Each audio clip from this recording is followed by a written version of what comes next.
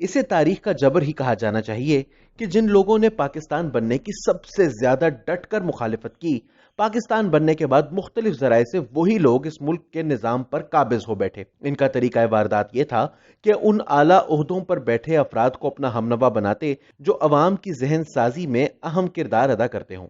مثلا اساتذہ، وکلاء اور صحافیوں میں آپ کو جا بجا انہی کے کارندے نظر آئیں گے۔ یہ وہ لوگ تھے جو قائد اعظم محمد علی جناح کو پاکستان بننے سے پہلے کافر اعظم قرار دیا کرتے تھے۔ یہ انہیں رجل فاجر کہتے اور کہا کرتے تھے کہ پاکستان بننے کے بعد جو حکومت قائم ہوگی وہ مسلمانوں کی کافر حکومت ہوگی۔ یہ وہ لوگ تھے جن کے نزدیک جھوٹ بولنا وسیع تر مفاد میں نہ صرف جائز تھا بلکہ واجب بھی تھا، لہٰذا یہ کھل کر پروپیگنڈا کرتے، اور ان کی اسی خصوصیت نے انہیں پاکستان بننے کے بعد اس ملک کے کلیدی عہدوں پر بیٹھ کر اس کی اٹھان کا رخ موڑ دینے میں مدد دی۔ ان لوگوں کے بارے میں تاریخ کیا کہتی ہے، ذرا سنیے۔ عام طور پر یہی سمجھا جاتا ہے کہ مطالبہ پاکستان کی مخالفت انگریز اور ہندو کی طرف سے ہوئی تھی، اور یہی جنگ تھی جو ہمیں لڑنی پڑی تھی۔ یہ ٹھیک ہے کہ اس کی مخالفت انگریز اور ہندو کی طرف سے ہوئی تھی، لیکن ان دونوں سے کہیں شدید اور وسیع پیمانے پر مخالفت ہمارے علماء حضرات کی طرف سے ہوئی تھی۔ یہ بڑا شدید محاذ تھا۔ مشکل یہ ہے کہ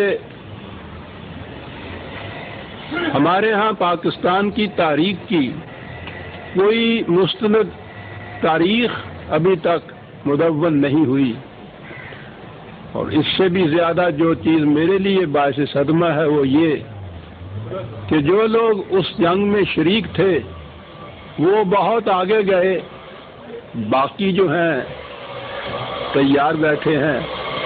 ان کے بعد تو کوئی یہ بتانے والا بھی نہیں رہے گا ہماری نئی نسل کو کہ اس تاریخ میں اور اس جنگ میں ہوا کیا تھا۔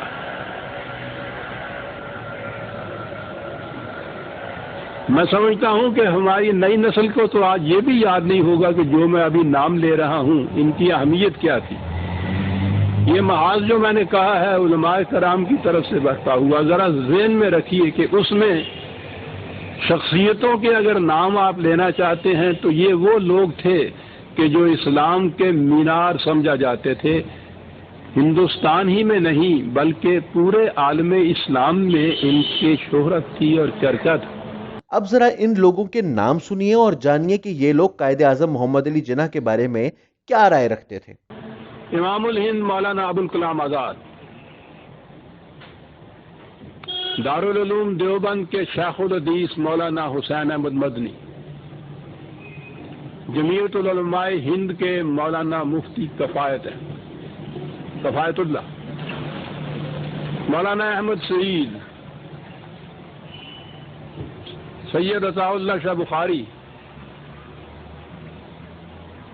اور اگر یہ تنظیموں کے اعتبار سے دیکھیے تو دارالعلوم دیوبند کے تمام علماء اور ان کے معتقدین، صرف چند ایک تھے جو شروع میں تائید میں آئے تھے مسلم لیگ کی، ورنہ سب مخالف تھے۔ دیوبند کے حنفی بھی، بریلوی حنفی بھی،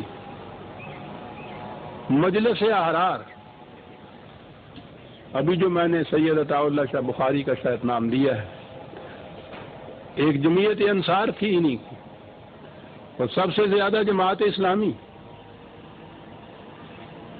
یہ پورے کے پوری اتنی اکثریت کے ساتھ یہ محاذ اکٹھا بنائے ہوئے تھے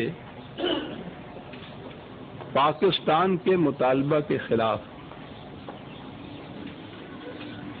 ہمارا عوام، بلکہ میں کہتا ہوں پوری قوم، مذہب زدہ ہے، مذہب پرست ہے۔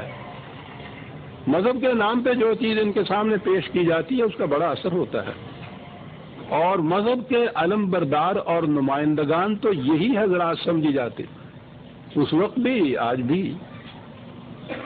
تو آپ غور کیجئے کہ جب قریب قریب مذہب کے یہ تمام علماء کرام ایک طرف اکٹھے ہوں مخالفت میں، اور ان کے پروپیگنڈا کی مشینری کی یہ کیفیت ہو کہ پورے ملک میں، ہر شہر میں، ہر گاؤں میں، شہر کے ہر محلے میں، محلے کی ہر گلی میں ایک ہی نہیں 2-2 4-4 مسجدیں ہوں، اور وہ مسجدیں ان کے پروپیگنڈے کا مرکز ہوں۔ ایک بات جو کسی ایک مرکز سے ان کی اٹھتی تھی، اگلے جمعے کے خطبے کے اندر وہ سارے ملک کے اندر گونج جاتی تھی۔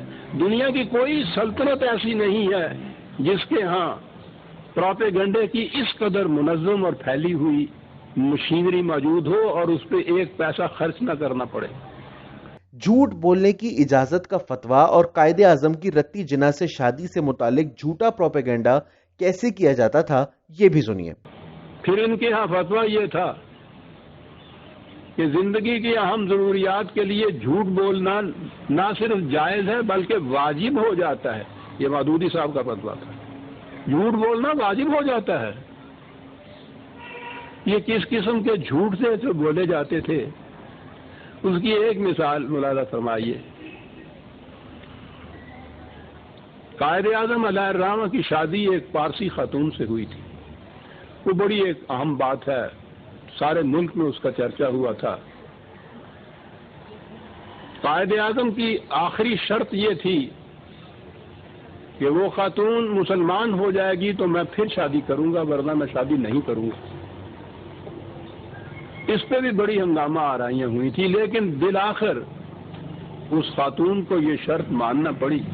وہ اسلام لائی باقاعدہ، مسجد میں بیٹھ کے یہ نکاح ہوا، شرع محمدی صلی اللہ علیہ وسلم کے مطابق ہوا، نکاح نامہ آج بھی وہ موجود ہے۔ یہ خبر اخباروں میں بھی شائع ہوئی، لیکن ان حضرات کے اسلام کا تقاضا یہ تھا، اس کے متعلق کہا یہ گیا کہ ایک کافرہ کے واسطے اسلام کو چھوڑا۔ یہ قائد اعظم ہے کہ ہے کافر اعظم؟ وہ جو خبریں تھی اس کے اسلام لانے کی اور نکاح کی تقریب کی، وہ تو اخباروں کے صفحوں کے اندر رہیں، اور یہ شعر سارے ہندوستان کے بچے بچے کی زبان پہ تھا۔ قائد اعظم کے لیے ان مولویوں کے چند القابات ملاحظہ ہوں۔